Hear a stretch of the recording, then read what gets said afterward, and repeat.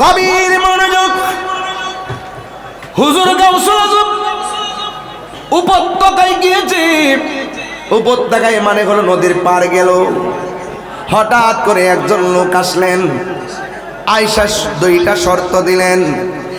এক নম্বর শর্ত, আব্দুল কাদের তুমি এখানে বসে থাকবা, সুবহানাল্লাহ। আর দুই নম্বর শর্ত, আমার হুকুম পাওয়ার আগ পর্যন্ত তুমি এখান থেকে কোথাও যেতে পারবে না। বসে থাকার শর্তটা ভালো, যেমন আমি বসছি, আপনারা দাঁড়াইছেন, আমি বলছি আপনারা বসুন, আপনারা বসছেন। যদি বলে আমি হুকুম না দিলে উঠতে পারবেন না, এই শর্তটা বড় কঠিন। হুজুর আব্দুল কাদের জিলানী ওই নদীর পার যখন তিনি বসলেন, তিনি ভাবতেছেন যে হুজুর আব্দুল কাদের জিলানী রহমাতুল্লাহ আলাইহি ওই নদীর পার সুন্দর করে তিনি বসে রইলেন। আর এমন জোরে একটা জিকিরের তাল তুললেন, গাফুরুর রহিম নাম তোমার আল্লাহ হো আল্লাহ আল্লাহ, এমন জিকির তুললেন। কেন উঠাইছে?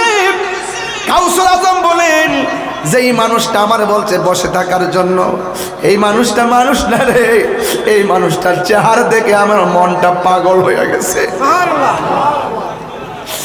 মানুষ আমি একটা গুনাহগারকে দেখার জন্য ডাইনে বামে কেমনে দাঁড়ায় রয়েছে, বসে না, রাত 2টার সময় দাঁড়ায় রয়েছে।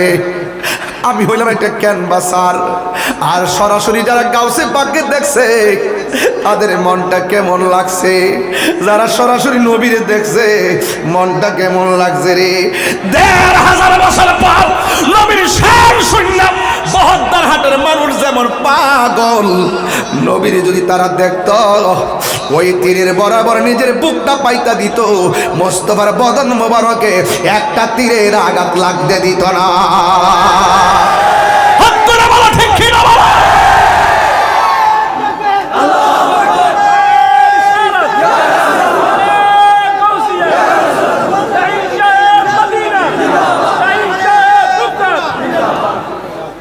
আমার বন্ধুগণ,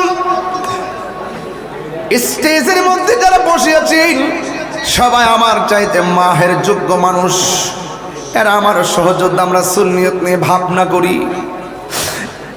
বন্ধুরে, আমরা আল্লাহর সেজদা দিয়ে পড়ে থাকলো শুকরিয়া আদায় হইতো না।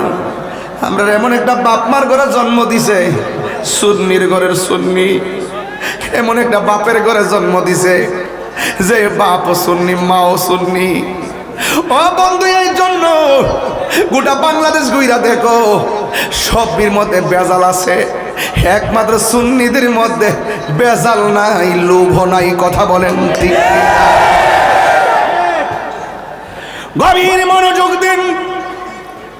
হুজুর গাউসুল আজম বলেন, যেই লোকটা বলছে নদীর পারে বসে থাকার জন্যে, আমার চোখ থেকে এই লোকটারে সরাইতে পারি না।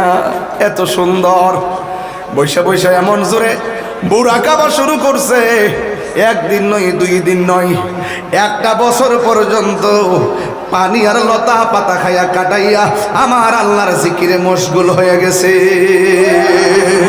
কয় বছর?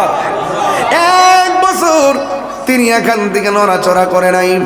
কারণ যেই লোকটা বলে গেছে, এই লোকটার গায়ের মধ্যে মেশকে আম্বরের গ্রান, চেহারাটা বড় নোরানি নোরানি। 1 বছর পরে আব্দুল কাদের জিলানির সামনে আসছে, ডাক দিয়ে বলি, ও আব্দুল কাদের, তোমার এখনো শেষ হয় নাই রে। এবার তিনি আর 1 বছরও তিনি রিয়াজত করলেন।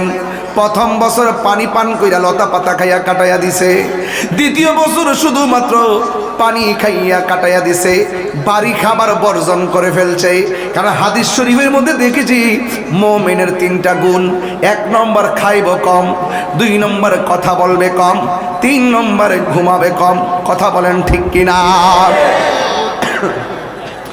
হুজুর আব্দুল কাদের জিলানী 1 দিন নয়, 2 দিন নয়, 1টা বছর চলে গেল লতা পাতা খাইয়া আর পানি খাইয়া। আর দ্বিতীয় বছরটা, 1টা বছর চলে গেছে 2 বছর, দ্বিতীয় বছরটা বাড়ি খাবার ডিলেট কইরা দিছে, পানি পান কইরা দ্বিতীয় বছর কাটাইয়া ফেলাইছে। 2 বছর পর ওই মানুষটা আসতেন হুজুর গাউসে পাকের কাছে। আসার পরে কয় আর একটা বছর রিয়াজত লাগবে। এবার তিনি তৃতীয় বছর কাটাইলো। এখন বলেন হুজুর তৃতীয় বছর তিনি কেমনে কাটাইলেন? তিনি কাটাইছেন কেমনে জানেননি? তিনি শুধুমাত্র পানি পান করছে। প্রথম 2 বছর একটু ঘুমাইছে, কিন্তু তৃতীয় বছর চোখের মধ্যে ঘুম দেয় নাই। ওই লোকটাকে সরাসরি কখন দেখবে, কখন আলিঙ্গন করবে, কখন ধরবে, কখন ধরবে। এমন একটা সাধক যদি হত্যার হাটের মানুষের ঘরে আসতো, যেই নবীর জন্য আমরা পাগল, ওই নবী যদি আমাদের বহত্তর হাট আশেকের ঘরে আইসা কইতো তোরা যে আমার ডাকস, আমি মদিনা থেকে আয়া বসি,